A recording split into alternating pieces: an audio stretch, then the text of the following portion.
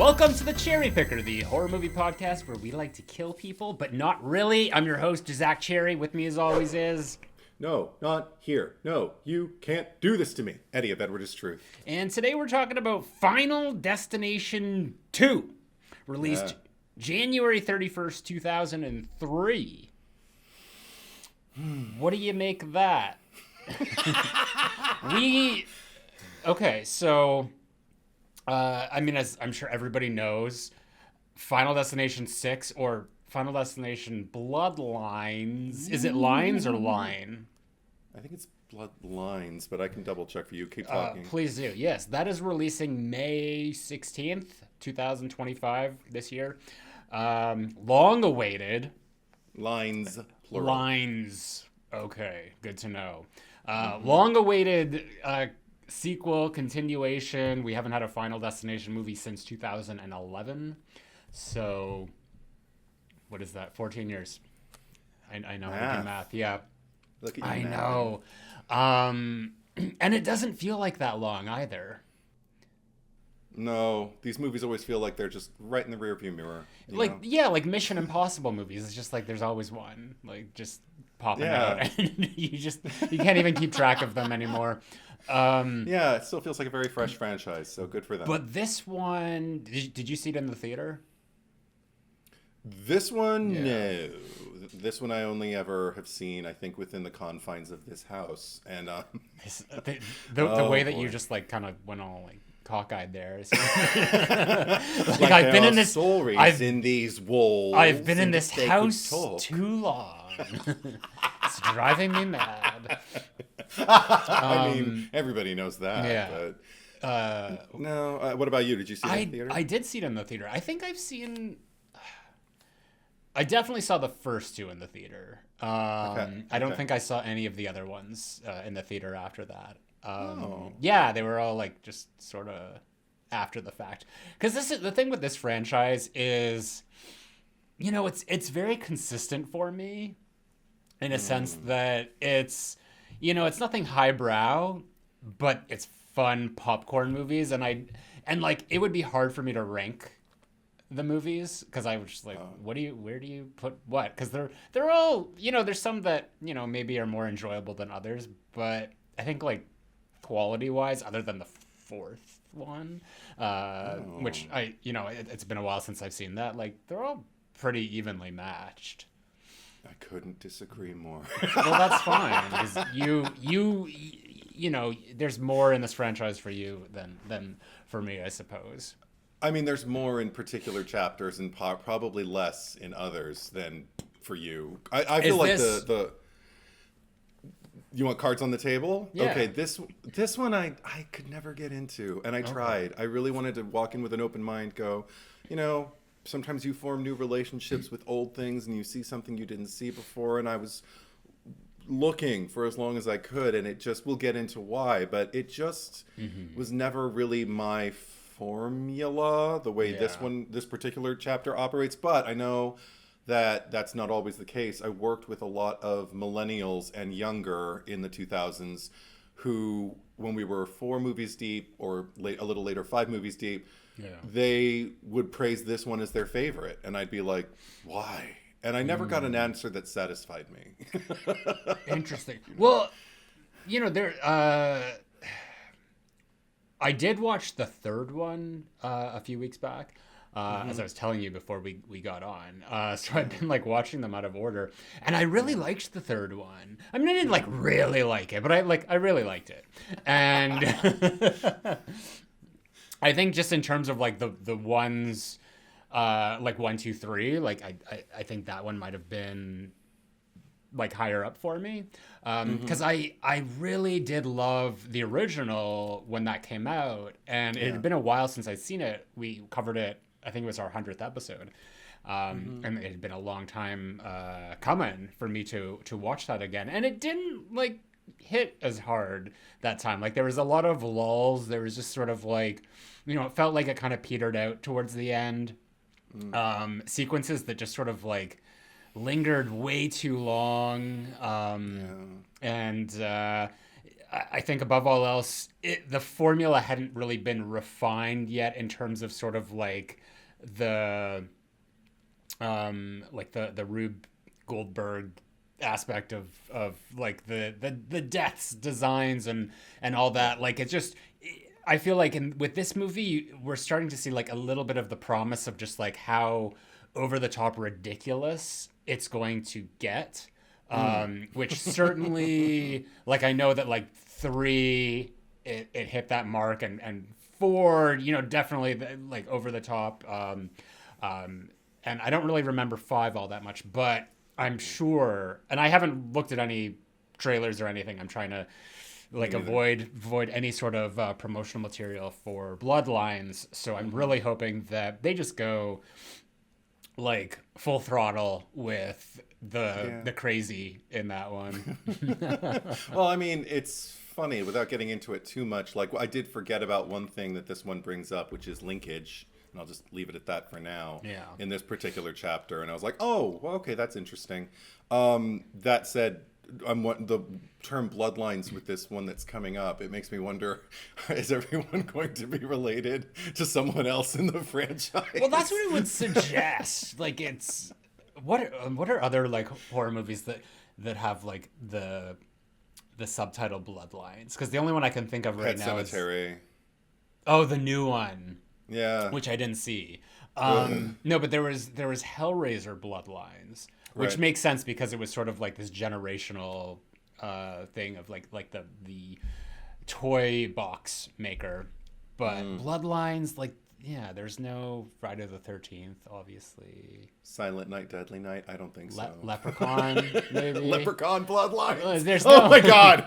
I would see a Leprechaun Bloodlines in a heartbeat. I still haven't seen every chapter. Oh God, I would. I stopped after the first one. Actually, I saw a bit of 2 and 3, but no, it feels like maybe I'm confusing it for Resurrection. There's a lot of horror movie sequels with Resurrection, but Bloodlines. Gosh, help us out, listeners and watchers. It seems like there should be more. Yeah, there should be, or there will be more. Maybe there will be after this one. If this one does any bit of business, Halloween, Bloodlines. I can see that. It is. I mean, that's certainly basically a better title than Kills and Ends. And we got him in. And I mean, like, that's like Halloween is like, that is the idea of it, like Bloodlines. It's no matter what, yeah. Michael, well, no, unless it's David Gordon Green. But yeah, otherwise still, it's all about the bloodlines. It still finds a way of like linking things together in an odd way with the David Gordon Green. But we're not talking about those because we talked about those already. Watch those pods. Those are entertaining as fuck. Yeah.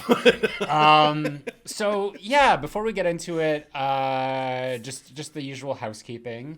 If you're new to the Cherry Picker podcast, or if you've been listening / watching for a while and you want to give back a little, you can head over to my Patreon at www.patreon.com/ZackCherry, ZackCherry. And if you subscribe at any tier, you'll get early access to all of our episodes. If you subscribe at the Freddy Krueger tier, if you subscribe at the Freddy Krueger tier, there you go. The Freddy Krueger tier, you will get access to the Cherry Picker After Dark, which is the monthly bonus episode we do. What is it this time? It's Fuck, Marry, Kill, Scream Edition. Needs no explanation. So that's happening next week, actually. But if you're subscribed at the Freddy Krueger tier, you'll have access to all of our past episodes. There's well over 30 now, and a lot of hours of just bonus content of Edward and I bickering about things, very niche subjects, a lot to do with Scream and Halloween and stuff like that. But something to check out, and we appreciate every bit of support that can come our way. And speaking of that support, I would like to shout out First of all, the Michael Myers tier supporters. So thank you very much to Kyle Beard, Maxime Rivest, Ellie Hamouche, Shane Ellingham, Tim McKay, Stephanie Starbright, Horror Slut 95, Bruce the Genetic, Jack Hammer Rando, Josh Carr, Michael Boswell, and the Ghostface tier. Eric Champney, Sam Levy, Daniel Saturn, Baby Ghoul, Tamika, Garrison Nichols, and Craig Lynn. So thank you very much to all of y'all. And also thank you very much to Jason Voorhees Galatello, who is our podcast editor. The crowd goes wild. Yeah. With that said, do you have a premise for Final Destination 2? Yeah, shall I be French for it? Shall I try to be French? No? Okay. What? No, go for it. When death stalks Kimberly Corman and multiple survivors of a deadly highway accident, will the return of an old adversary to death's forces help prevent more potential victims from reaching their final destination too? Very nice. All right, where do you want to attack this from? No physical media or nothing?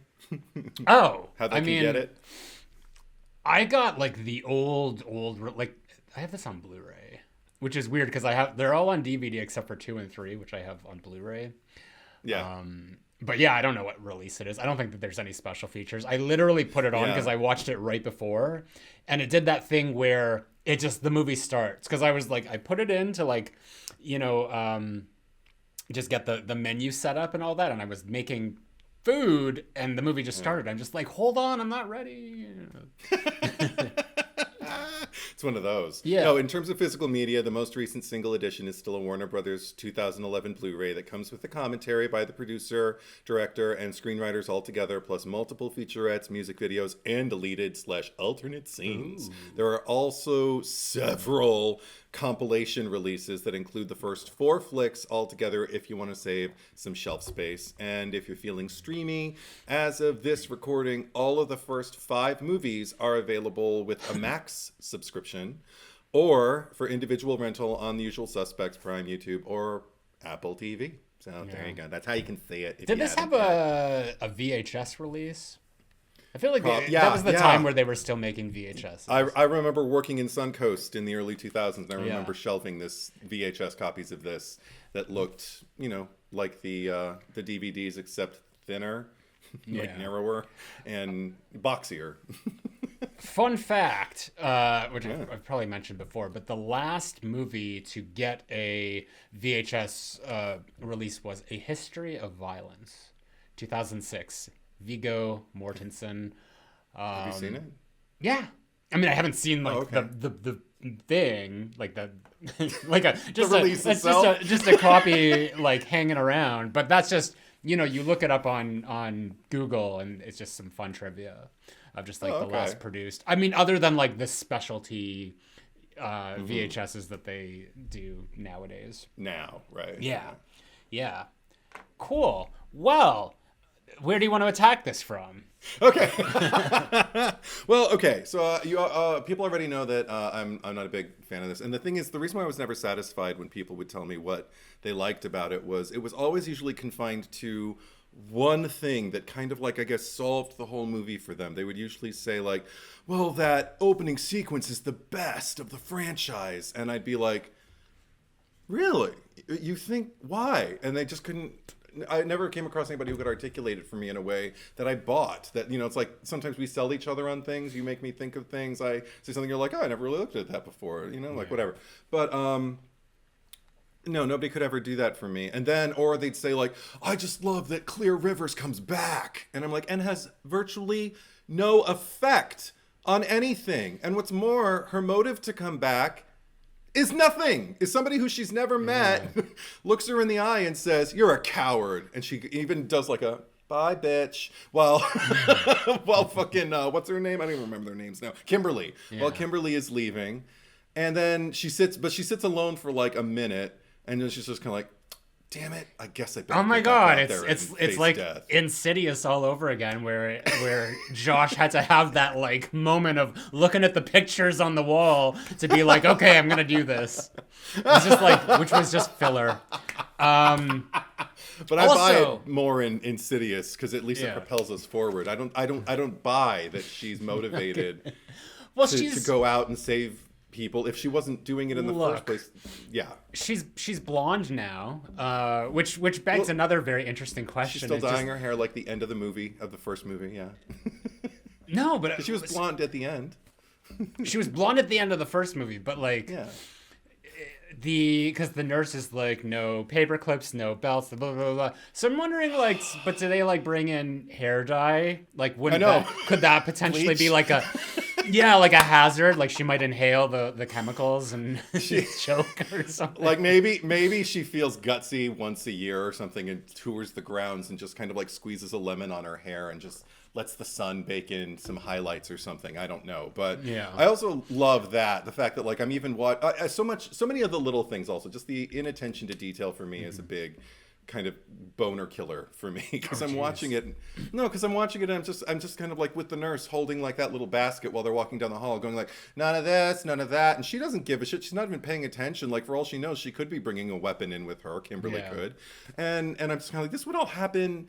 Like, this isn't even the way these facilities are run. She'd be at the front gate. They wouldn't let her in until they run her bag through, get everything in a basket, run it through the metal detector and everything. And I mean, just the lack. What is Kimberly even doing going into that padded cell? This should have been like a Silence of the Lambs situation where she's got like a glass wall. I just want to see like Ali Larder standing there in like the jumpsuit and just like standing there very poised and demure, just smiling. I do like though the ideology of it though, of just sort of like, these are all the precautions that you can take to kind of survive and prolong whatever life is, but then the sentiment of just like, but what is that life? Because she's just like, like I've beat death. Like whoop-de-fucking-do. Look at what my life is. So I think that, you mentioned that like she just sort of sits there for a moment and then leaves. That was sort of the idea that was propelling her to do that, is just being like, look around. This is what I'm living with. This is what I get in exchange for that.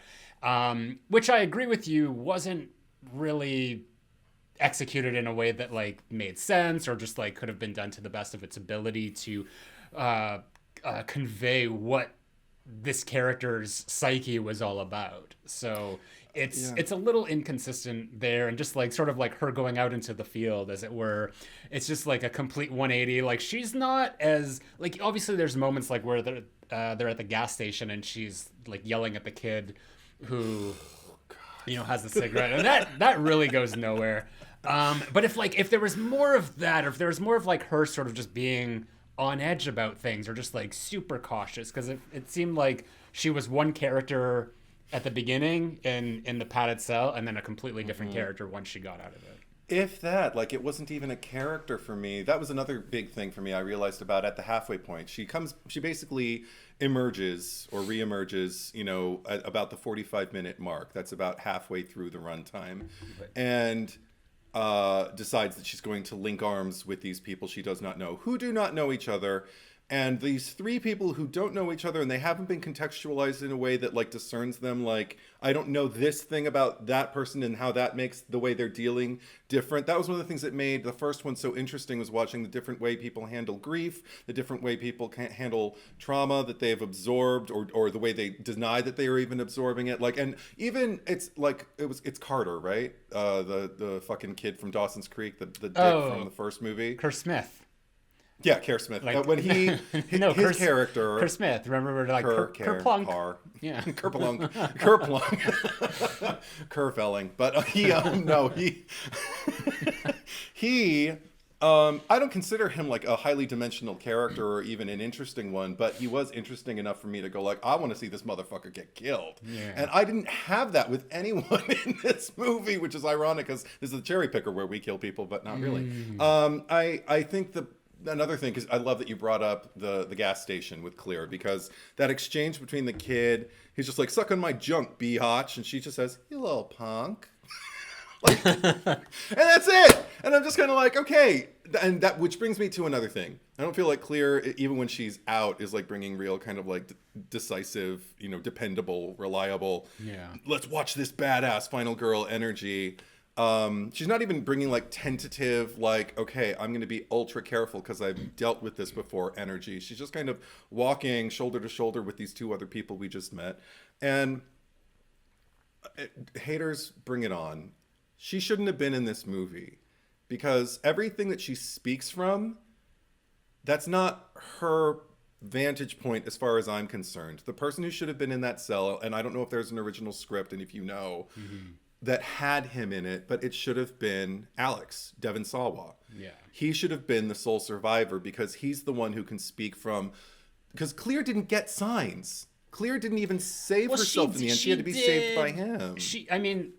Because we talked about this in the Final Destination episode, is just what was interesting about them as a couple, or like a final couple, is like he was the psychic, but she was an empath, and she, because like at the beginning when she's like sitting there, she dropped the magazine and he picked it up and handed it to her, and she sort of like had this feeling from that, and that was why, like, she's on the plane and it was, she was the last one to get off, because she was just sitting there being like, no, I got to trust my instinct here of just like what I felt there. And it's like throughout the movie, you see like little things like that.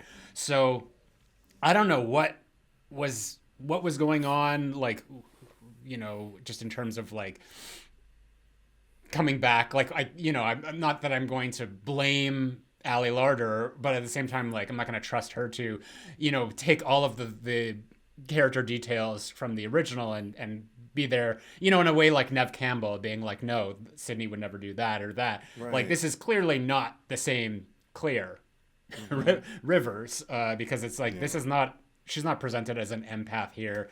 It's more of just like a sort of like, we needed someone from the first movie to bridge things over. And as far as I know, like, there were, and I should have done more research on this, Devon Sawa was supposed to come back, and I think that he just didn't, either he didn't want to, or they decided that they didn't want him, or I don't know if it was like like a money thing or what, but also like Devon Sawa, or a personal thing, because I know he's been very public about some problems he was having. Well, he disappeared, and I don't think it was at this point yet. Like, maybe it was starting in the early 2000s, but like, yeah, he went through like a lot of like drug and alcohol things, and he just like quit the film industry altogether, and then came back in a very like, sort of like, oh, here's like a small role we can give you here, and kind of accepted that, and just kind of worked his way back up to where he is now.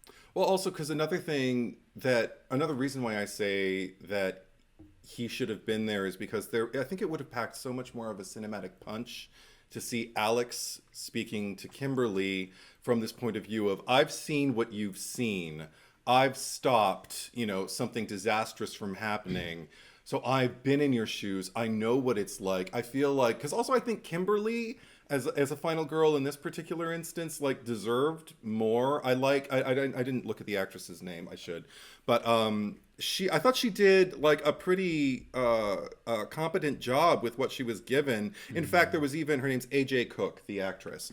There was something about her early on that I actually really, really liked, which was the fact that, like, after she had her premonition moment and everything like that, I forgot exactly how she handled it afterwards. I knew, they usually freak out and they usually get the ones they care about out of the line of fire. Yeah. But so I thought she was going to like pull out of that on-ramp or whatever, and just kind of pull over to the shoulder of the road and just see it all happening ahead. I didn't realize she was going to block the lane so nobody behind her would suffer, so she could like diminish the potential for fatalities as much as she could. And I was like, oh, that's foresight. Like, good for her. That actually is really empathetic to me. And it's almost like, you know, kind of like giving her the best of Clear and the best of Alex, because she is freaking out, but she's also doing the best she can to protect as many people as possible. That's the only admirable thing I really found about her in the entire movie, because the rest of the time she's not really a character to me as far as I'm concerned. So this is actually a good segue into a thought that I had. So I mean, let's, ignoring the fact that like you know, when they're at that like on ramp, or turning lane or whatever, to the actual point of the accident, like, seems to go on for like ever, which is no different than the first movie, because it's like that, you know, the airplane and all that seemed to happen really quickly, and then when it actually happened in real time outside of the premonition, it was just like almost like 2 seconds later, because they drove for like like several miles before that happened, and this was like, it was literally like right there that this like explosion happened. And it made me think of like, okay, yeah, she saved the lives of these people directly behind her, but by being like out of the way, or clearing the path, like, would that not just cause death to like other people who might not have necessarily been victims in the premonition? So it's like, the whole time I was just thinking of like, okay, so like there's still like a lot of people that died there, and they might not have. So what kind of ramifications does that have on Death's design? Because like, you know, and I'm jumping forward here a little bit, but I know that in one of the movies there was this idea that sort of like to replace a life, or like to like like offer death another human sacrifice, will kind of like absolve you of whatever claim death has on you. So it's almost like and obviously this was made before that, and they didn't have the foresight and yada yada yada, but it just goes to show like the movie just makes this franchise just makes rules all willy-nilly.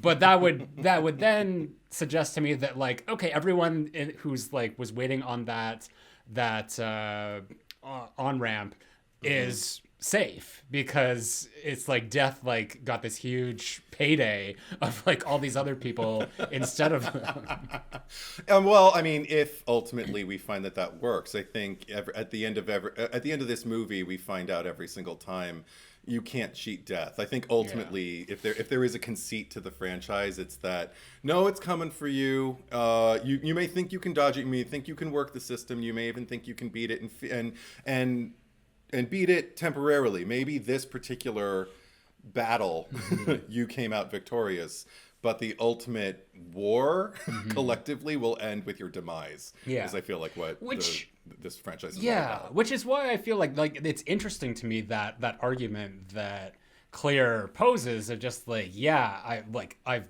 won, I got my life back, but like what life is that? Which is why, like, you know, and obviously I know that the movies have a formula where there has to be like a big disaster at the beginning, and there's got to be like a lot of death and, you know, all that stuff.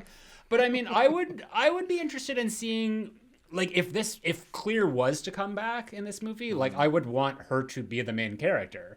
And sort of like be the entry point into the movie, and we now see like, here's like a year later, this is where she's at, and just sort of like, this is the life that I have to live, and just like, I wouldn't necessarily want her to be in a padded cell or anything like that, but definitely like be conducting herself with a lot more caution than she normally would be. You know, almost like the way The Sopranos ends, where just like, you know, he's always going to be looking over his shoulder. It's just like someone's going to be trying to kill him all the time. Right, Tom Ripley. I'm always risking being caught. Yeah. So I think that there's, you know, like obviously the movies have to do a certain thing, but if they really wanted to kind of do something different, that might be an interesting approach. Another thing that they could possibly do, because I know that like every single movie is like, there's a clairvoyant, there's the, you know, like the Alex, the Kimberly, yada yada yada. So it just seems like it's like almost cliche at this point. Like, you know, like I don't know what Bloodlines is going to do, but it's like everyone is like, like we're just so fortunate enough that we had a clairvoyant with us who was able to prevent us from like going our way of doom. But this movie also like brings up another very interesting thing, and it's sort of like the linkage that you mentioned. So what might be interesting if like there's a character who sort of like in hindsight finds out that they escape death, and then like from there kind of like go down this rabbit hole of just being like, did I like, what is it that prevented me from getting killed? And that could be the thing. Like, they don't necessarily have to be psychic. They just have to be, really like morbid and curious. Well, I mean, because they all find out they were supposed to die a year ago, so now they're living on borrowed time. And I just wrote, that's kind of interesting, but damn, is it late for this? Because I was so benumbed by the movie up until that point. But I also spent the whole time thinking they're having this conversation in a car. Yeah. And I just kept thinking how many times people go on flights and are afraid to go on flights. And the thing that people say to calm them down is you're more likely to die in a car crash. And I just kept thinking, these people are awfully calm for people who are outrunning death for the first time, too. Except for Ellie Lauder, everybody else is outrunning death like for the first time. And the only freak out we get, I feel, is like the one from T.C. Carson, who plays Eugene Dix. Yeah. Love that name. But he it also seems to just kind of, and he's a really, really capable performer. I loved him on Living Single. He was one of the highlights of that series for me. It's the reason Friends and Sex and the City exist, y'all. But he, that whole I control my life thing and everything like that. Like, I think like he was kind of like this movie's attempt at a Kerr Smith kind of character, yet it didn't fit the bill, because he was always doubting it. He was always kind of shaking his head going like, no, that's not true. And I think he bookends his performance with I control my life maybe. But it was just kind of like too little too late. And also, okay, just to say this, I understand that in order to tie all these people who were connected by like this single event, like the only reason they're all alive is because their deaths were prevented by someone else's death catching up with them in the first movie. I do like that in theory. That said, and we've gone over this before on the pod, the Agatha Christie of it all. There's something that gets lost for me when people who have no prior history, whether it's even if it's just going to school together or going to work, a workplace environment together, and just kind of watching them, because then the only thing they have to discern themselves is just kind of like, well, this is the way I deal with things. Well, this is the way I deal with things. Well, this is the way I deal with things. It basically boils down to that whenever we want to learn anything about these people, and I don't think the movie does even a good job at that. The thing is, like, because you bring up a point, it is a little too late. Like, it comes very late in the story, and nothing really comes of it. Like, it doesn't have any consequence to what happens after that, because it's just oh, here's some information that's like, it's almost like plot twist. This is how it connects to the original. Where it would have been interesting if that had been discovered, say when they were all in the apartment having their meeting, and that's a good opportunity for everyone to sort of just like pipe up and say how they were supposed to die, yada yada yada, and then they could have been like, okay, what does this mean? Like, how do we beat this design now because of this? And that could have been the thread that moved everything forward, because it just seemed like a lot of it was just sort of more so waiting for her premonitions and then just trying to understand what does it mean.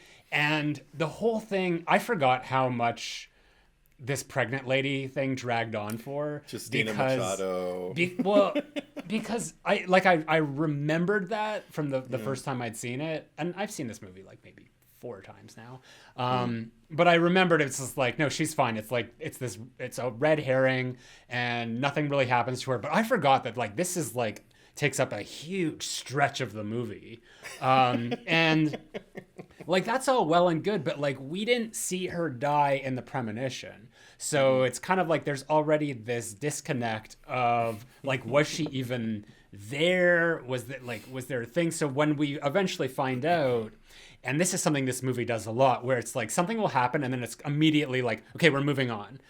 So when we find out, it's like, it should be this big moment like, oh my God, I was wrong. But it's like, wait a minute, I'm getting another vision. And it's like, she was never there to begin with. And they're like, okay, think real quick. They didn't even have like, that's what I would at least have appreciated from Clear, if she was just like, oh, unfucking believable, you can't even get your visions right, you know, like something like that. But they were incredibly patient with her. They could have gone any direction. It could have been funny like that, or it could have been more like a mentor-y kind of situation. Funny, but just like the frustration of it all. Just like we just wasted, because like literally we just wasted all this time looking for this pregnant woman, and it was just like all for naught. I preferred her movie, to be honest. Like, I would have just watched Justina Machado's movie just to watch everything that she did, because she was connected to something. She had a baby. She was talking to it in the beginning of the movie, just kind of going, yeah, I'm hungry too, so we're going to go somewhere. We're going to eat, you know, like that. I'm like, oh, sweet. I don't want her to die. Well, if she was the final girl, you know? Right. No, I even love the fact that, like, okay, because I buy everything. I buy that, like, she's going through labor and that this cop is like, you're going, I mean, that's my opening line for this episode was from him. Like, oh, no, God, you can't do this to me. You know, like, when I was just grabbing him by the collar, like, get me to a hospital right now. That at least I'm like, okay, something's at stake here. I understand the predicament this woman is in and I can relate to it, even though I will never be pregnant. But and then I love the fact that, like, she means the world to these people. That one thing I did kind of chuckle about, just the fact that her presence and her baby's fate kind of means the world to these people who are bursting in on her delivery room and just like hugging each other because, oh, she made it. And she's like, who the fuck are these guys? Yeah. she's like this crucial component and she didn't even know it. I loved that. Yeah. No, like that was like, oh, like, you know, kind of like comedy. It was a saving grace. I'm not saying keep that. I'm not saying that, but I'm saying it was an enjoyable moment. But that's probably why, because it was that. If she was like more involved. But this is where like I start to get confused of just like, because there's a lot that just doesn't make sense, very inconsistent here. And like, was it ever explained why it was moving backwards? Why? Like, because the design. I'm the wrong person to ask, because all I remember is Clear hearing it in her padded cell and going like, the last. Huh. Interesting. Are you sure? Like looking at her wall, just trying to figure out, something's up here. And again, like it was so bloodless and so lifeless. It just didn't feel. It felt like just writers' ideas, you know, being thrown on paper and then thrown in the faces of actors, and then being like, okay, let's shoot it. And I'm like, but why? Yeah. So I'm the wrong person. Yeah, because it was just like I don't recall it ever. I mean, unless that was sort of the connection of just like this all was like based on like them surviving whatever from a year ago. But I don't I still don't get the correlation, like how that would, you know, make sense. Like how do they piece it together in their mind? Oh my God, that must mean that this is happening there. Maybe it's not them dying in the order of the first scene of the movie. It's them dying in the order they might have died on that night or whatever. But that still wouldn't. But it still wouldn't have made any sense, because they're just like it's not presented that way. I don't think that was ever. No, it's not. That could have been spelled out, and I would have really appreciated that. That would have been pretty cool. At least it's a little bit more lore to kind of like hook into. Because I mean, that's the thing. Just give me something to grapple onto. But then that also brings up the quandary that Eugene, because he takes the gun. Yeah. And he's, you know, tries to shoot himself with all 6 bullets. None of them. That's impossible. None of them work. Yeah. So it's like, okay, so now death is like, you know, doesn't let you commit suicide. It's like it takes control of like, you know, like I guess objects or something, or, you know, whatever. But she gets in the van at the end and she drives it into the lake. Yeah. And what that would tell me is that like if death was like, okay, this gun suddenly doesn't work, I'm going to make sure that this ambulance suddenly doesn't work. And I never thought of that. You're absolutely right. But then like what if they just decided, okay, I'm going to take a knife. And like how is death going to like make that go? It's like inches from their throat just going No, but like, that would have been hilarious. It malfunctions. No, like that would be if there was like a thing that like they it like took over their body in some way and like wouldn't physically let them harm themselves. Like that would be an interesting thing. But it's like, no, we're just like, things are malfunctioning instead, and not even consistently, like with the gun, but not the van. So it's just like, I would have appreciated something like a little more thought out with that, because that was the whole point of like her cheating death at the end, was like, oh, like I gotta essentially like drive this into the van and kill myself. And that doctor, whatever, like the one that they keep seeing in the premonition, like, she had a rough day. I feel bad for her. I mean, every day is a rough day when you work in a medical facility. But yeah, she... Sure. Like, I mean, she's full on getting pulled back and pinned against walls when there's, you know, a breached birth happening. Now rescue my friend. You know, I would have clawed somebody's eyes out if I were a medical professional and they're trying to prevent me from doing my job. I would have been like, fuck you! You got a scalpel on me, fucker. But see, even that would have been interesting. Like, get into a showdown because you think you're doing good, but you're really fucking it up. Because that was another thing I was waiting for in that moment, actually. Yeah. When they were preventing Dr. What's her name? Kevorkian, whatever her name is. Kill Jargon. Kill Jargon. When Dr. Kildunan is whatever her name is, when she's trying to get in and everything, and they're stopping her, all of a sudden there's a moment where Kimberly's like looking through the window of the, you know, those not French doors, but those double doors, and whatever, at the birth, and she realizes something, and I thought what she was going to realize was, wait, she has to go in to save the baby. You have to let her go. But that wasn't it at all. The doctor just kind of disappears into the walls and doesn't intervene, because the professional who was present, who was delivering the baby the whole time, ended up like, you know, getting it all done, you know, like solving the problem, and the baby was born. She goes, it's a boy. And I'm just like, well, then what? Well, then what did we need that other doctor for? Like, I mean, it seemed like life or death. And I don't know, maybe that professional was just freaking out because I've never done this before. But now that I have, I know I can't. I don't know. I just feel so left behind. It was for the drama of it all. I guess. But yeah, I feel like I'm just like roasting everything here. Me too. You mentioned like Eugene, and just sort of like the idea of like, I have control, and that was sort of like the thing with like the gun. And it would have been interesting if like that was a character trait, because you talk about how this situation, all it really does in these movies is sort of like reveal who they are through the way that they react to things, and like that's all well and good. Like, he seemed to like have the most emphatic reaction out of any of them, so it would have been more befitting for him to like, you know, right up until the end have this thing where just like, I'm in control. It's just like, oh no, you're not. But instead he like, of anything, he's been taken out of control the most by like strapped into this hospital bed. Well, not strapped, but like he's paralyzed or stuck there wherever. He can't move at all. So I don't know if that was like some cruel irony or anything, but it like, you know, it took, you know, a character who at least was, you know, reacting to things in a certain way, and taking him like completely out of commission. And another thing that I didn't like, because I felt like it was almost like they were doubling up on things, like that Clear goes and opens the door and that sort of like kills both of them. But also like in that like on the farm, when what's her face gets like impaled, it would have been like an interesting like they could have done it as like a twofer, but they did it in a way of like that happened, and then it was like sort of like setting up like this bigger event that was going to happen, which then turned out to be the cokehead guy getting the fence, like the Resident Evil laser room, but with the fence. But it's just like that happened so quickly. It was like it was almost like boom, like, you know, they say like the scares or like kills in movies are like almost like orgasms, and you know, we've just gotten one that was like very quick and just like with the airbag and like, okay, but no, that was like misdirection, almost like there's going to be this other really big one, but then it happens so quickly.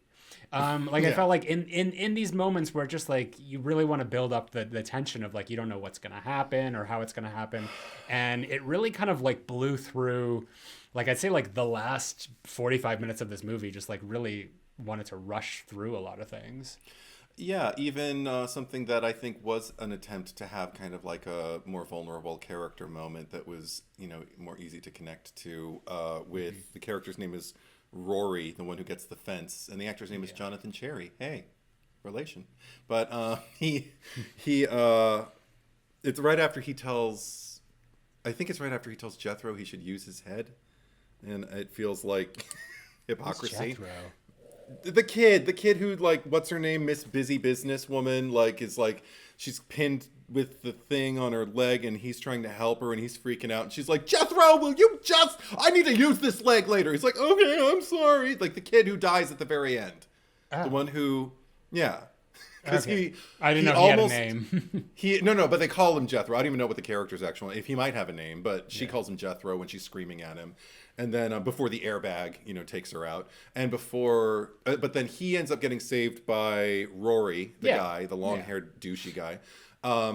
So he ends up having to like pay the piper. And that just brings up more questions because it's like none of this would have happened if it wasn't for this or that. So like this kid being saved from death, it was like that was a death that was never really like planned for him, unless death is moving that quickly that it's like we gotta like make this up on the fly. We're getting new orders coming in like every second. Like it's just like like death is a line cook, and it's just like, oh my god, like all the look at all these. I just see him as like Norman Bates and Psycho too. Just like can't keep up with all these death orders. And a baked potato. But anyway, no, I have to say, okay, so two things. Number one, I want to finish my thought with because Rory has that exchange with Kimberly when he's like giving her, I think, the keys to his place or whatever, and he's asking her just like, if I go, like, could you just go out there and clear out my porn and my whatever the fuck else he has, weed, his, any of his drugs, just anything that'll, and it's all kind of like feels again kind of douchey, even though he thinks he's sharing some, he's making himself vulnerable off, obviously, but he's basically asking her to clean up after him. But then the reason he presents, which actually does kind of soften my heart a little bit, is it's just nothing that'll break my mom's heart.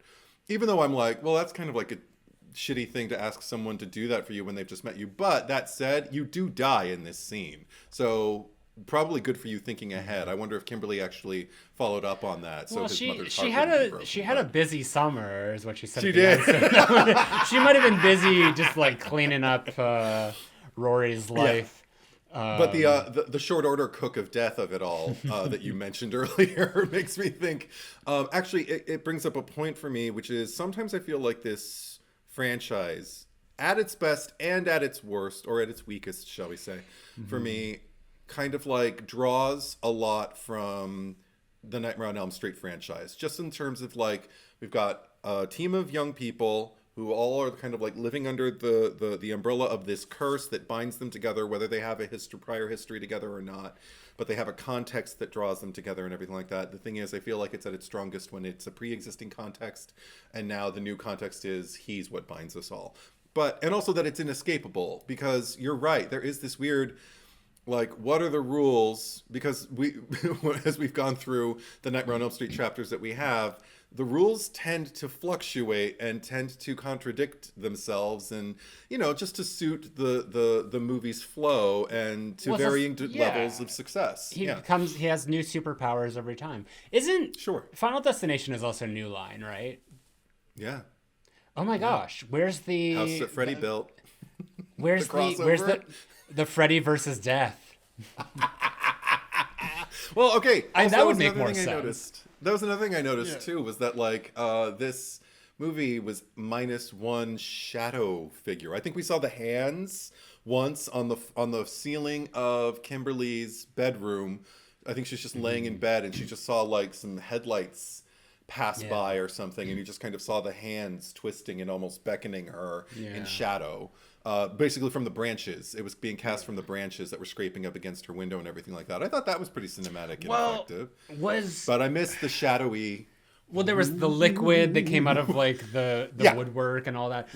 Water is always a bitch in these movies. Yeah, before I get to that, because this is another thing, is Rory has like the vision. Well, he doesn't have a vision. He just sees the sign of like the hook, the shadow making the hooked man or whatever. So it's it's not even Kimberly all the time. So like now there's other characters seeing things. So more inconsistencies. But speaking of the way that death works, because I find there's like there's two different ways, sometimes three different ways that like a death will come about, and one is like the thing that we've seen a lot where just like things will start to like move on their own, or like, you know, we didn't see the water come out, like there was water coming out of the water cooler or whatever on the thing, but like you know, just all this stuff malfunctioning and just sort of like creating, you know, which is a very common occurrence in these movies, which is like sort of like the Rube Goldberg of it all,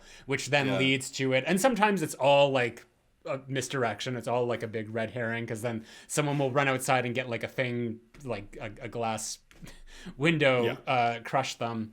But then there's the other ones where it's almost like they cause it themselves. Like they're just like actions that they do, or just like, it's almost like, it just creates the situation on its own. Or like, there's also just like forces of nature, like other people, like, you know, like obviously like cars that are gonna like run over Jethro or whatever. So it's just like it's there's a lot of it that is like supernatural, but a lot of it is like human as well, and it's sort of, it's never consistent.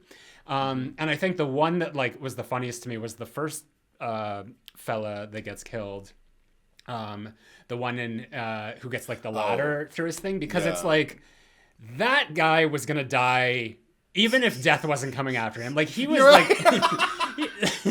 he was, there was gonna be a fire, but like he was always doomed. I don't even care if he like, you know, was saved from this fucking pile up on the freeway. That guy was just so reckless.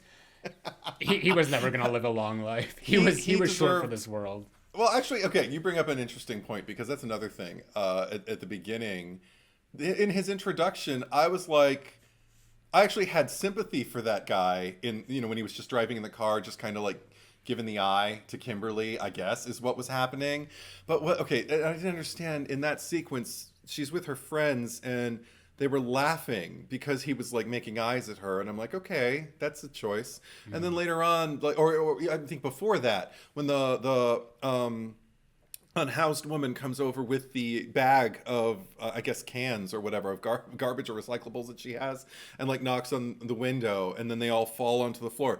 All of Kimberly's friends in the car were laughing at that too, and I was just kind of like, these are the douchiest, easiest people in the world to make laugh, and that's coming from me. Like I was like, I wouldn't have been surprised if it's like driven past a gas station and like a kid was like just eating a popsicle and they went okay, so for here's no a question. Reason whatsoever. Were those supposed to be their boyfriends? Because it's like the blonde girl says, just like, let's pick up the boys, I'm horny, you know. It's almost like Linnea Quigley and I know. I want to look right for the boys. I thought about that too in Night of the Demons, 100%. And I know her. That's Sarah Carter, the actress who's playing, her character's name's Shayna. I took a few acting classes with her. She's great. Okay. But but it's the just script like, does her no favors in this. But there are they? Yeah. So are those the boyfriends or what? Like, it's even as like a friend group. It's like, I can't see these people being friends together. The one guy. He's in Texas Chainsaw 3D. He was the whatchamacallit. I remember him because he was also on the Melrose Place reboot, the short-lived one, where I recognized him from. But yeah, like they were just there, sort of thing, and it was like it almost like she could have been on a road trip by herself. They didn't need to be in the car. Just with another friend. Like that whole like. Okay, so her friends are douches and they're horny, I guess, but they're also weirdly just kind of like, woman with recyclables, that guy's checking you out. I'm just like, oh my god. Oh, and then the biker. And then the biker girlfriend flashing the like. What is like? They just had like everyone on that highway. Yeah, right. And then the kid like smashing the cars together. Did they die? I'm just assuming they died. I don't know. Probably. I think everybody who went on in that direction probably expired. But the thing is, one thing that I did like in terms of like, because you're talking about people's best intentions and like, can you really prevent anything? And even the way you talked about like how, yes, she cut off that particular lane, but then all these other people are continuing on. She didn't even ultimately end up preventing the deaths of her friends because that fucking big rig, I guess the driver just wasn't paying attention at all. He was probably just looking way ahead at all the explosions, and he just collides with her truck, which she had to get pulled out of the way of by Sheriff dumbass Hottie. What wasn't that the truck that like ultimately smashed into them as well? Maybe. Oh, I don't know. That's a good question. But I mean, like what's funny about that is that she was like sort of like blocking the way while she wasn't on the highway. So like it's like, where did this guy come from that he just like managed? Because it's not like he just clipped them. He like full on drove into them. They weren't even on the road. But it's almost like in the original where Terry gets hit by the bus, it's like the mystery of where did that bus come from? You can clearly see like the blockade on the other side. It wasn't like turning, and a bus of that size is not going to be like speeding around a corner either. So it's but that moment doesn't bother me. In this case, you know what I would have loved that would have finished the moment for me in this movie is if we would have gotten what I like to call a button, but a post-credit sequence where we see that moment happen again, and Tony Todd is behind the wheel of that big with just like a big cigar in his mouth, just like so would have been amazing. Oh my god, because he again his I mean, I love watching him on screen, but even the way they tried to, I could tell they thought it was significant what was happening on screen. This like revisiting of like his character, and what is even his name? It's Mr. Bloodworth. And how does he know? How does he know Claire's name? How does he know anything? He knew Kimberly's name too. Yeah, that's true. Is because I don't know if like this was in another movie or something, but wasn't it implied that he is Death? That's been, I think, the discussion around it. I think a lot of people, one thing that I think a lot of people glom onto with this franchise is the subjectivity of who he's actually supposed to be. Is he the Grim Reaper? Is he Death as a force itself, just kind of like wandering around in human form? Or is he just somewhat, maybe he's like the first person to experience the visions, so now he's like doomed to roam the earth and just kind of witness everybody going through what he went through. I don't know, that makes him almost Candyman-esque to me. But I always felt like if he's not Death, he's at least Death's ally or doorman or something like that, you know. But you brought up something I wanted to remark on, and now I just went off because Tony Todd, because of course but okay, so this moment where the cinematography, even like you can tell like the music builds up like it before I guess he like turns around or whatever, and we see him and he says his first line, and then the music has ceased, but the cinematography doesn't know that because it does this real powerful zoom in on Ali Larter that looks like it was made for like a trailer, or at least for a significant moment in this movie. But it's silent, so it doesn't have any real impact. So there's nothing. So it's almost like the movie doesn't know like how to posit its own faculties to boost a moment and to really make it happen, because that happened again when the birth of the baby was happening, and I think there was music during finally the official birth of Isabella's son, and it was trying to convince me that something glorious had just occurred, and yet I experienced no relief. I experienced no satisfaction. I wasn't on the edge of my seat. Maybe they were doing like an Omen 3 thing where like her child was actually the anti-death. He's the right. They keep calling him, what do they call him? The Nazarene in the Omen 3. But so what, it's like the deatharine. The antidote. Or anti-death. I like yours was the best. whatever. I mean, there's so many, like, that's the thing, like they keep making these movies, they could just like go as crazy as they fucking want and do all these different things. But like in terms of I guess like the catastrophe at the beginning, like compared to the original, like what do you prefer? Do you think that they did a better job of the airplane crash, or do you think that this rogue log truck was more effective. Because I can so easily identify the CGI when it's at play in this movie, and there's a lot of CGI blood and CGI logs, you know, like here and there. I mean, it doesn't wreck the movie for me, but I mean, the thing is, I feel like the first one, that opening sequence is so perfectly and intricately put together, and without taking itself too seriously, but also taking itself so seriously that I almost kind of embrace it the way I would like unintentional camp that is not to be dismissed, that is to be celebrated and to be invested in.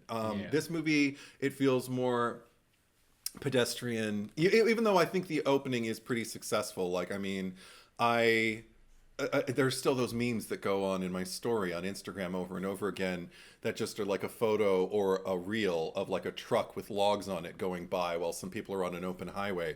And they're just kind of like, Final Destination 2 wrecked me for life. You know? Like, I will never look at these trucks the same way. Or I always thought that's what happens with those trucks, you know? Alicia Silverstone in Clueless, just like looking back, and it's just like the log truck driver. And my bad. They also did it for Hereditary as well. Right. Oh, God. But see, that's more effective. I like that better. I think that, like, I'm of two minds. Like, I think that the opening of Final Destination, because it actually doesn't happen in the opening. It's like the entire first act is leading up to that. The airplane crash is really like the event that kind of like turns the movie, and then we get into the second act. So there's a lot of time that's spent sort of like just like all of like the signs like going up into it, and just like, and really building the tension, like this airplane is going to crash. And here it's like it's very quick. It's like pretty much the very beginning of the movie, and there's not like a lot, because that's the thing, we're like on the highway and we're seeing like the shots of like her like flashing her tits and stuff like that don't really have anything to do 100%. With that. I mean, like, there's the kid crashing the cars together, but like we got more contextualized things in the first movie, just sort of like leading up to it. And I feel like even like on the plane, like in the premonition, there's like it felt more real. It just felt like they did a good job of sort of like connecting it. Like, these are all like students that know each other and go to the class, and you had the friend, I think his name was Todd or whatever, and his like whole plan is just like, oh, I'm gonna sit next to her, you're gonna sit next to her, sort of thing, and he's like, what are you doing, dude? And even like the teacher, like when she like, there's the one student who's like reaching for her, and just like they really try to, you know, really hone in on like the emotional impact of it all. Whereas like here, it's like it didn't have that, but it certainly went for more of like, you know, what this franchise has become, of just like, let's make it as like gruesome and violent as possible. Like the first log that like goes right through, and you just see like the blood exit on the other side, and in the slow motion. Sure. And I'm not adverse to gore. I'm all about that. But and I mean, even as horror fans, or as a horror fan myself, I'll speak for myself. I could have done with a little bit more in the opening, a little bit more morbidity to the aftermath, like you mentioned, because you just made me think, like, seeing the kid like just crashing those cars together.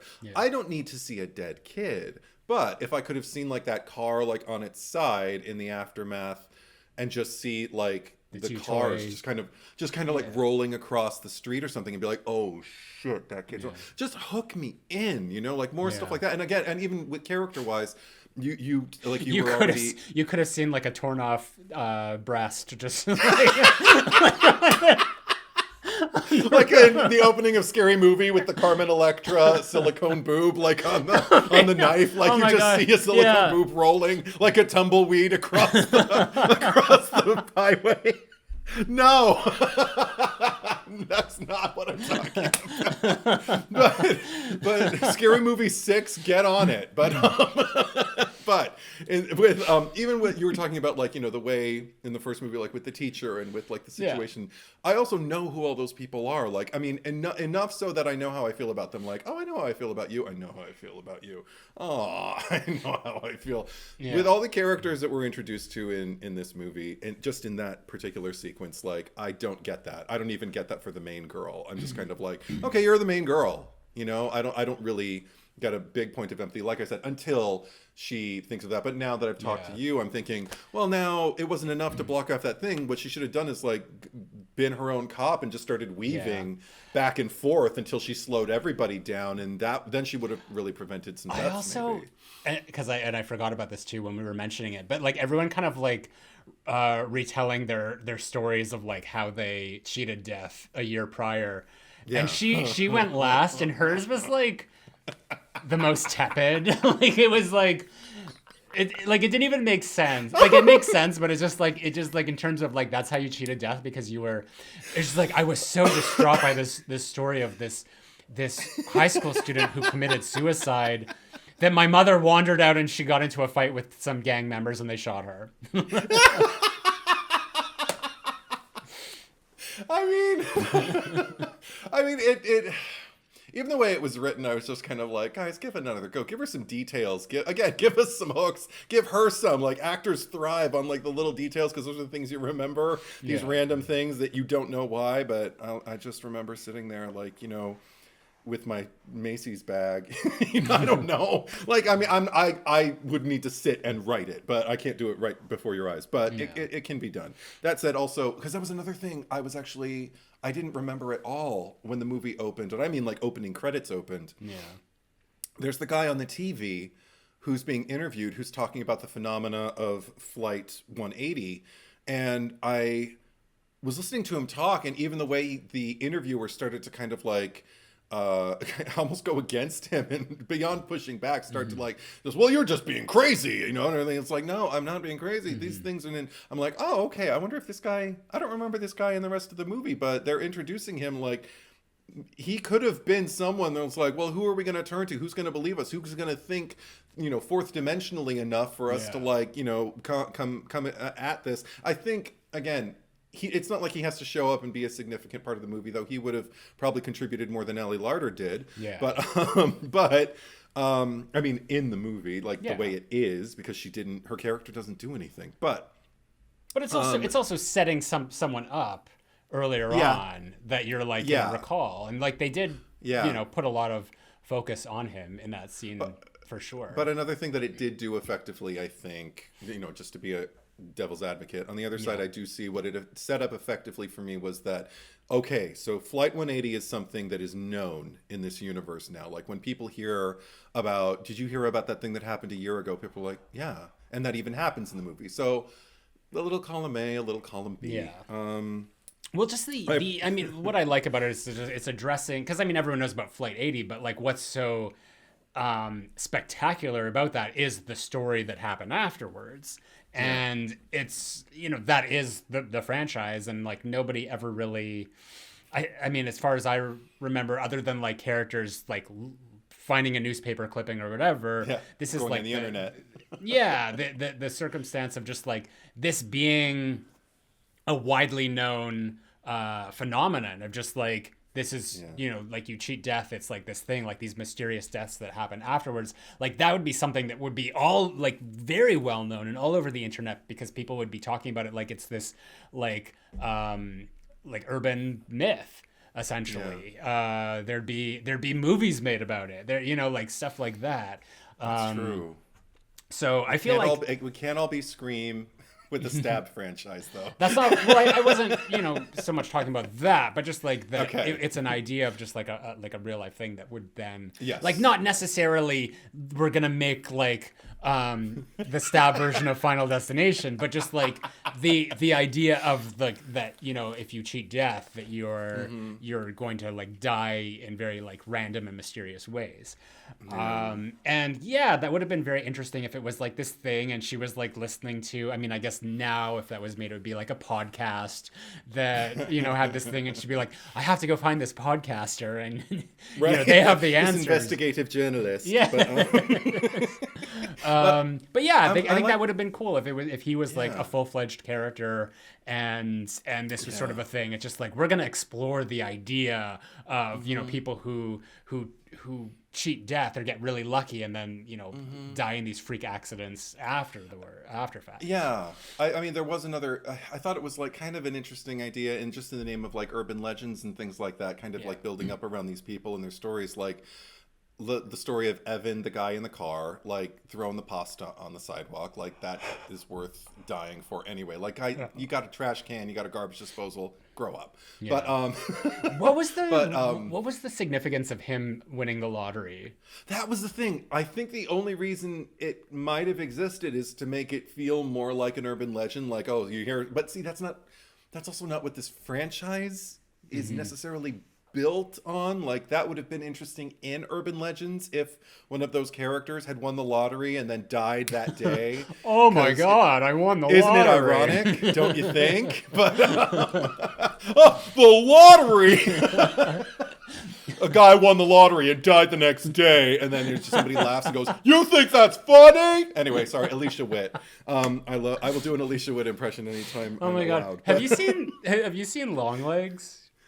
I have. Okay. I need to see it again because I fell asleep 7 times. Oh my god. Well, that doesn't surprise me. She was the best part of the movie, though. She was great. Yeah. But I need to see it again. I need to give it a proper chance. I don't think I was in the right energy level to sit there. I liked the first third, and then I started to drift, and I just kept drifting, and I was like, "What is?" It's a driftable movie.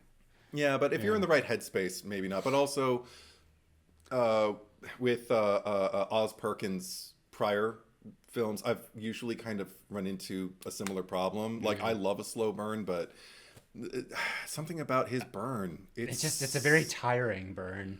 Anyway, for me, anyway, so let's get Alicia Witt in the Final Destination franchise. Oh my god, I would love that. Any franchise, put Alicia Witt in more things. Put her in a movie. Put her in a movie, Zach. Get her. But okay, so because that was another thing I thought about with Evan, like. Sorry to go back to shitting on this movie, but there was one thing I was just kind of watching when he laid down on the concrete and the ladder came and just stopped, and he took like 2 or 3 seconds to go, Jesus Christ. In that time, sir, you could have been rolling out of the way. Granted, he probably would have rolled into traffic, but you know what? That's what it would have been. It's just like a rogue car coming out of nowhere. It would have been the same big rig, and there's Tony Todd behind the wheel driving over that guy. That would be the end. The button to all it would just show like every person getting run over was just him in all these like different locations. Beep, honk, honk. Or like, almost like in the Saw movies where it's sort of like the reveal at the end and it shows like who is behind it all, and it's just like we just see him like doing it every time, setting everything up and scurrying around and everything. Oh my god, that would have been hilarious. Yeah, right. Yeah. I mean, we do kind of get that in the not necessarily that, but we do just get like the what do you call it, like the anatomy of these kills, like in graphics. I think in the end credits of the fourth one, they do kind of like the greatest hits of all the kills, and you get like some 3D. From the franchise, yeah, throughout the franchise. That was entertaining. We'll talk about that when we talk about that movie. Yeah. But anyway, can we also just I've already brought up Alex, but also just even if he weren't in this movie, the falling brick in an off-screen kill for this character feels. Like doing dirtier even than doing like Adrian King, like being, no, like this is just I need to put my life together. And it's the only way I know how. Like I will take that any day over like a brick hit her in the head. And now she's dead. Well, maybe it's, Alex Browning is the Stu Macher of the Final Destination franchise, and he's been alive the whole time. He's been hiding from death this entire time. He's gonna make a surprise cameo appearance just for you, Ed, in Final Destination Bloodlines. Yeah. He's the mystery guest waiting in the wings. He's gonna come out and be like, I've been waiting for death for 25 years. It's been waiting for me. It's been waiting for me. Come on, death. Come on, Bloodworth. Oh my god! And instead of, because we can't have, the R.I.P. Tony Todd, it'll be like the new. Well, Tony Todd is in it. Huh? Tony Todd is in the new movie. Oh no, I know, but in the next Bloodlines 2, Bloodlines, I don't 7. know, whatever. Final Destination. Where would they should just start doing like Final Destination, but with like Scream, where the like Scriptorum. But where would the 7 go? They haven't done it yet. I don't understand. But yeah, Final Destination. I don't know, something like that. We'll have to get invented. 13 and Ghosts. Yeah, right. There you go. So 7N. Oh my god. Yeah, 13 Ghost got there first. Yeah. But I did. What else did I write? Oh, I don't even. I'm looking. I think we talked about everything. There's not a lot to say. Well, no, we've said a lot. I want to talk about some of the. There's moments that Please I feel do. like are very effective, like just like Go. the viscera of certain things. Okay. Like, and I know you're talking about there's like a lot of CGI, but like some of the stuff that is effective, like when she's stuck in the elevator, like her head and just like the fingernails like scratching on the side of the door, like that all works for me. Like there's a lot of like subtle little details throughout the movie that I find are very effective, and I like overall I enjoy the kills in this movie more than I do in the original. They work a lot more for me, because like the original, like it's very tame. Like and there's fewer characters too that I remember, but it's just like you got Terry getting hit by the bus. The teacher who like I guess causes her own death with like the cloth on the knife. Sean William Scott like with the thing of by metal. the train tracks. And then like the friend who's sort of like, that's probably like the hardest one to sit through, is like where he's just sort of like suffocating with the wire and all that. But like otherwise, like I don't really remember a whole lot. Like they're memorable, but they're not fun. Okay. I mean, I mean, there's a modicum of fun to it, but it's not like fun in the way that like Final Destination is now. Right. I mean, I'd say I agree with you. They're memorable. I probably have more fun with them than you do, but I will say with the second movie, the kills are definitely the most entertaining thing for me. I think they're the things that kind of keep me going. Like I guess that's the benefit of having as large of a cast and as many casualties as we do on screen in this movie, is the fact that like, okay, well, at least the deaths are fun. Like, I mean, I do remember the dentist's office, though most like anxious, severe environment to get your teeth cleaned or whatever he's getting done while he's there. And, but again, like there's so many like little things that they drop in where I'm just kind of like, why? Like the comment that he makes to his mother when he talks about his pants being unbuttoned. If that happens, we're not paying. And but I do like her reaction to that, because first she's just like, Tim, and then she sort of like laughs at it. Like she's also laughing. Yeah. She's giving like Dee Wallace. Yeah. I liked their. Oh my god, yeah, very Dee Wallace. I liked their relationship. I mean, it felt weird because it's like he seemed way too old to be that level of immaturity, and connected to his mother. Yeah, absolutely. The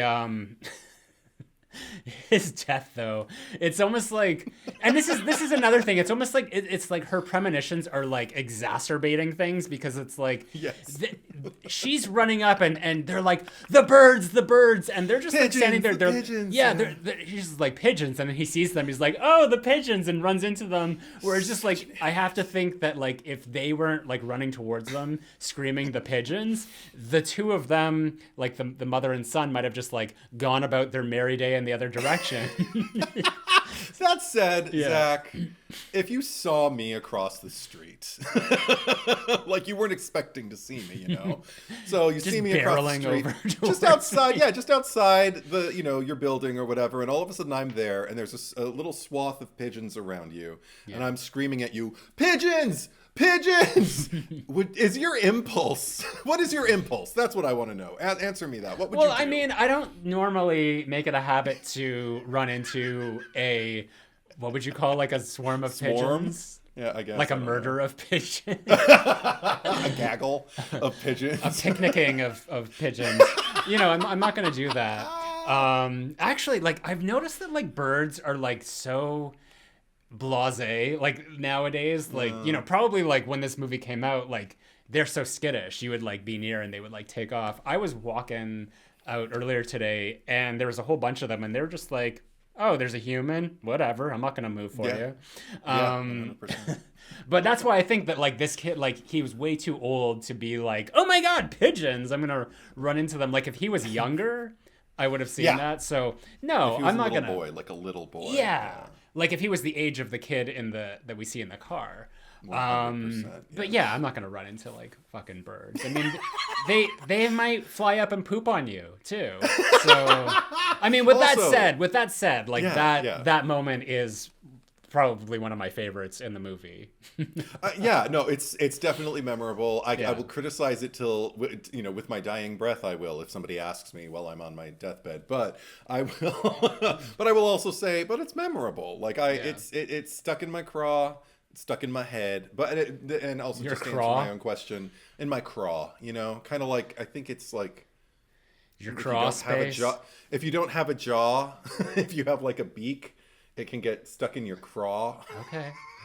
I don't know. I have nothing to back that up. I learned so much from you. No, don't. Please don't. Nobody learn from that. I'm guessing. When you hear things and they sound like something and you think you know what they are? Okay. That's me. Okay. But anyway, so if I were to go outside my house right now, or, after we're done recording and all of a sudden you were there and there were a bunch of pigeons, maybe a flock of pigeons. Yeah. And you were like across the street going, pigeons, pigeons. I would have been like, I better back away from these pigeons because Zack teleported to to try and keep me away from them. He's not saying, pigeons!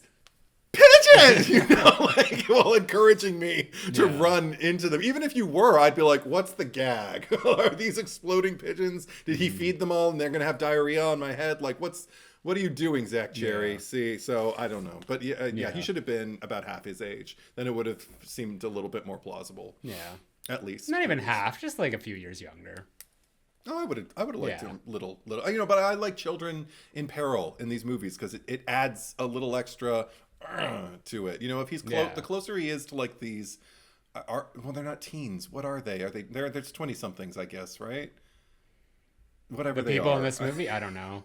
That's the thing. It's just all these old movies, like the older I get, like they always they feel like they're older people than me. I do have to say, the thing that I used to latch onto when I would watch this movie, particularly the first time I saw it, was the dumbass. I keep calling him a sheriff, but I think he's just an officer, a deputy.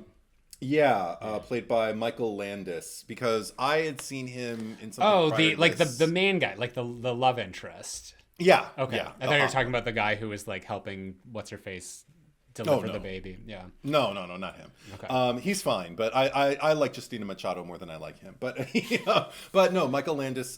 He had been in this movie that nobody ever talks about anymore called Dream for an Insomniac. With Ione Skye and Mackenzie Aston and Jennifer Aniston. I think it was pre-Friends, or maybe around like the first season of Friends. And the funniest thing about Leprechaun it is era. Jennifer Aniston. Yeah, well, just after that, like beyond that, like she already had like the Rachel hair and everything. Did she have the new nose, or? I think so. Okay. Yeah.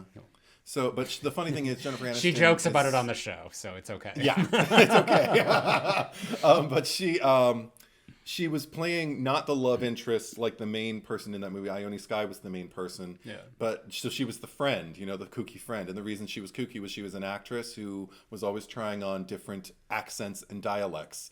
So throughout the movie, you hear her speak in every kind of dialect because she's trying to get used to it, you know, if she ever has to play a role. But and she traverses the world, and it has not aged well, which is probably why people don't talk about it. She doesn't talk about it. Mm-hmm. But anyway, this guy who plays Officer Burke is in it, and he played a gay guy who was struggling with telling his father that he was gay. And he even had that like 90s middle part that I think if you were capable of parting your hair in the middle in the 90s and you were male, you probably did it. I did. And so when I saw I was in this movie, I was like, ooh, somebody's aging nicely. And so I just focused on the pretty for like most of the movie every time. Again, a character who has basically kind of like no impact on anything really. But I just like watching him be worried about this girl he doesn't know, you know? Yeah. That's my fair pile of beans. All right.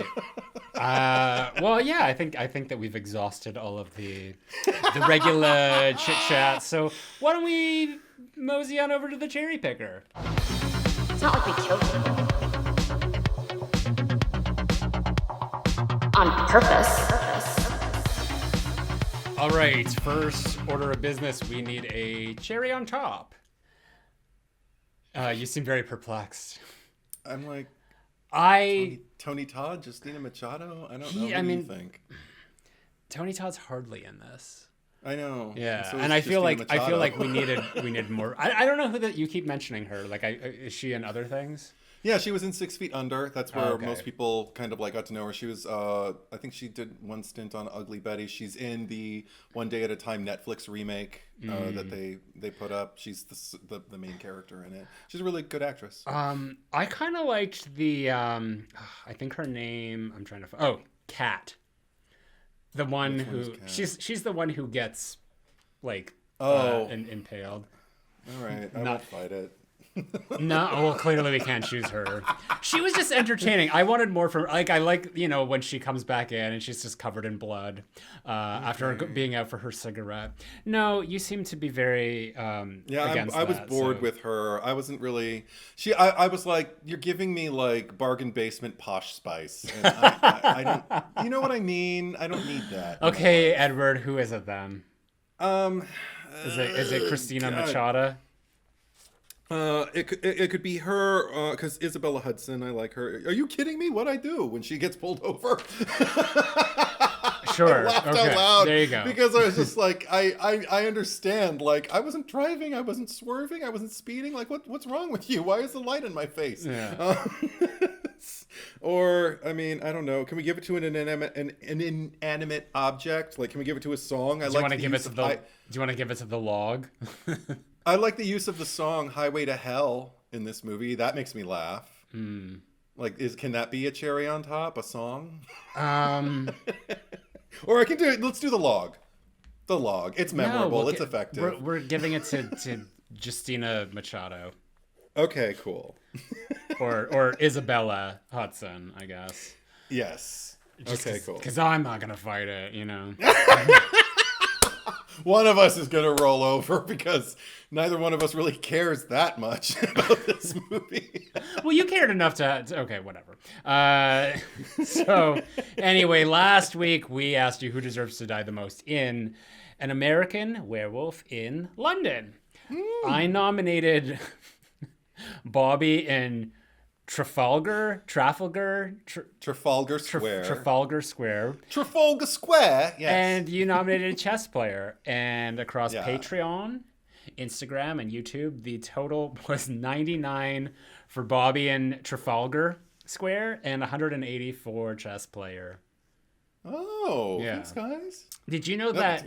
So what I discovered is that Bobby, it's not actually a person's name. It's like an informal term for an officer.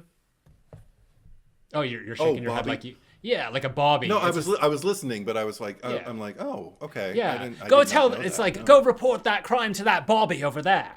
You know, I've never heard that before, and I've watched BBC most of my life. Okay, that's interesting. Yeah, Bobby. I've never heard that. I mean, I don't. It's informal, so I think BBC's a little too formal for the informalities. I'm just hearing Mary Poppins. She has that line where the kids don't want to go to sleep. She's like, oh, look, another word and I shall have to summon a policeman. She should have said, oh, I shall have to summon a bobby. Yeah. And then I would have been like, Mom, what's a bobby? I don't know, dear. It's a policeman. Yeah. Is that linked to like a bobby pin? Bobby. bobby. Oh, wait. Maybe I have heard this. I think does it have something to do with their hats? I don't know. I feel like because they've got those weird like bell hats. I don't know. I'm not going to pretend. We could have done more research, but anyway, not a lot of comments. I literally posted this yesterday, so I didn't give it a lot of time. Or maybe people just don't like this movie, which is baffling to me. But no, okay. it's not. It's not it's just the algorithm doesn't like American Werewolf. Yeah, the tardiness. I think it's the algorithm. Don't put this on me. We're recording this early. There would have been more time to collect more data. You posted it. Oh, we're not going to get into it. Just go on. Read the comments. Busy. Thomas Baker says, "I'm just going to go with Bobby." Okay. Mark Burrows. I say both of them, as the chess player Brian Glover was a coward for not helping Jack and David. Plus, keeping things hush hush. The Bobby on the beat should have arrested David once he said he killed those people last night. Also, why isn't Frank Oz on the kill list after all he broke the sad news about Jack's death to David in hospital? Mr. Kessler, I can appreciate how traumatic this must be for you. Mr. Kessler, or Mr. Kessler. I can't do an impression of Frank Oz, but yeah. Mr. Kessler. I don't know. Peggy, yeah. Because he's Fozzie Bear, but go on. Yeah. Dylan Eaton. Just want to give a shout out to you guys. Love listening every week. Oh, that's sweet. Thank you, Dylan. Appreciate you, Dylan. Yeah. But that's all we got for the comments. So. Oh, okay. Yeah. Like I told you. I love that we ended with love. Yeah. Yes, so. Yes. Yeah. My turn? You get first dibs. So, yeah. I mean, I got to go with my gut. I had forgotten that this guy was in the movie. And then the second I saw him, I was just kind of like, oh, yeah. Why are you in this movie? I said that a lot in this movie. But I'm going to go with Man with Hooks, the guy in the elevator. Oh, right. And he doesn't even have a name. He's just credited as Man with Hooks, I believe. There's no photo, so I can't really confirm it. But who else had hooks in this movie? So, and they weren't all hooks. I thought some of them were prosthetic arms too, which is odd. But anyway, like hands, like prosthetic hands with fingers, with digits and whatnot. Anyway, dexterity. Because it was a weird close-up, number one, just like for them to go into the elevator, look at this man holding hooks and have a reaction to it, because I would have just thought, oh, this man's got some prosthetic limbs with him. All right. Is he like a hook hand salesman? I don't know. Was it an allusion to Tony Todd? But even the reaction, I didn't think about that either. But see, the thing is, my mind didn't go there because their reaction was so just kind of like, so trepidatious about him. And I was just kind of like, why? It's just a guy with some prosthetic limbs. He might have been delivering some or showing people, let's try on the proper one. Let's get the right size and the right style that you like. Who knows? But they immediately looked at him like, I don't know about this guy. But apparently they were right and I was wrong, because what does he do once their backs are turned? He goes up to Mrs. Carpenter, mom, and just does a big ol' to her hair. On the grieving mother. Yeah, and I thought it was an audible enough inhalation that it might have she might have clocked it, but she didn't. And instead our guy, Eugene, does, T.C. Carson's character, and he looks at him and is like, hey, or something like that. Or I think he coughs. And the guy's immediately like, oh, nothing. That's what he's British. Sounds like. Yes, he's British. All elevator perverts are British. They call them lift perverts. Lift pervs. Yes. Lift pervs. LPs, they are.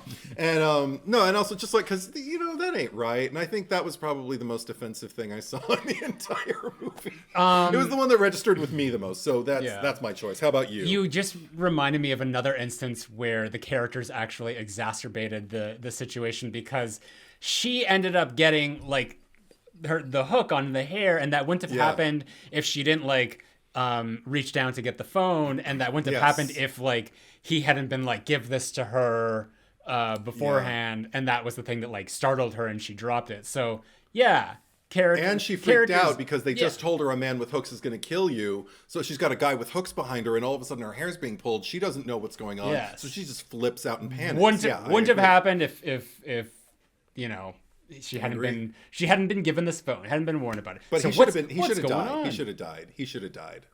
Fair. So, I'm gonna go with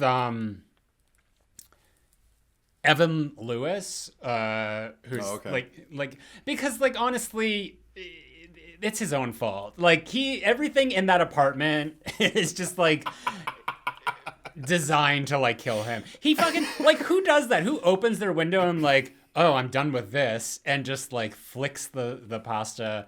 Why is he not even finishing that pasta? You know, like that's and there then are he didn't wash the pan. Children. Yeah, and he's like splashing oil. Like the oil doesn't even like go in the pan; it goes all over the stove. Like that, he is going to die no matter what. So I do not feel bad for putting him on the chopping block.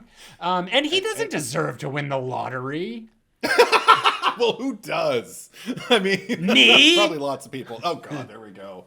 But you don't fry things with your shirt off, I'm sure, because that's another thing. Don't do it, folks. Was that a thing that happened? I don't remember. He took his shirt off right before he like did the but was there like a splatter thing? No, but you shouldn't be doing it. You should not never cook with your torso exposed or anything. You know, anything. Yeah. Barely, I'd rather maybe some forearms. Yeah, I'd rather have like pants on than like a shirt. But like keep yourself protected. I wonder how like Winnie the Pooh cooks bacon or something.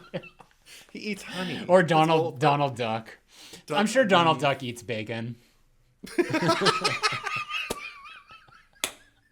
But he doesn't wear pants. So I'm sure Donald Duck eats bacon. Can we get a T-shirt with that on it, please? Just Donald Duck. I mean, Donald Duck. The words are probably trademarked, but I like that. That's a good quote. Yeah. Anyway. So you got Hook Man, whatever we're calling him. Man with hooks. And I've nominated Evan Lewis. So vote your heart, vote your conscience. That poll will be open in 3 different places. Firstly, our Instagram account. So you can head over to @thecherrypickerpod and vote over there. Make sure you're following us. You can also vote on YouTube in the post section. It used to be called the community section. Now it's just like posts. There's no community anymore. There's no community on YouTube. Sign of the times. But if you are heading over to YouTube, or if you're here right now, give us a follow. We appreciate getting that number up there. I forgot where we were most recently. 6.3K. So thank you very much for getting us up there. And if you are listening to the podcast as well, head over there. And if you're watching, you can listen to it. The RSS feed link is in the descriptions down below. And then lastly, you can also vote on Patreon, and you don't have to be a supporter of my Patreon, but you do get an extra vote there. But if you are there, maybe consider supporting, because we appreciate that as well. Having said that, Edward, where might they find you on social media? Find me on Instagram @EdwardIsTruth, one word, traditional spelling. You might find me on Letterboxd or YouTube, and I think that's it these days. How about you, Zach? Main YouTube channel, Zack Cherry, ZACK space CHERRY. Instagram is @RetroBitchface, all one word. Twitter, ZackCherry8, and Letterboxd, Zack Cherry. Regular stuff. I think there's 2 accounts. Just go to the one that actually has activity on it. Next week, obviously, we've got Fuck, Marry, Kill Scream Edition, which is a Patreon exclusive, but there will be the preview up and running, so make sure to check that out. But otherwise, thank you for watching, thank you for listening, and we will be right back.